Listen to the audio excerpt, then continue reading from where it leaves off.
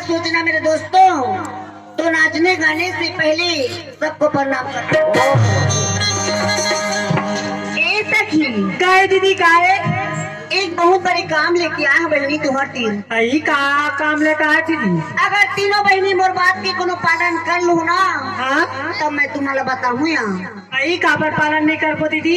देख हमारे बड़े बहने चिया जब ना हाँ 3-2 महीना के पहले ना हाँ मैया जिला में इतना मन्नत मांगे रही हो बहनी, और मनोकामना पूरा कर देवे माँ। हाँ तो दरबार में आके मैं तोला चुन्नी उड़ाऊंगी के ना हाँ बोले रहे आज मोर पूरा काम पूरा होगी बहनी। हाँ। चारों बहनी सुंदर में के माँ के दरबार में चलो चुन्नी चढ़ा के आवो। तो कहा हुई दीदी तो संग में ना हम मैया जी के दर्शन कर लेबो। ले चला था। हाँ चलो। आए ना तो तुम्हारी बधाई औ सेवा मंगल गाए, भोग लगाबो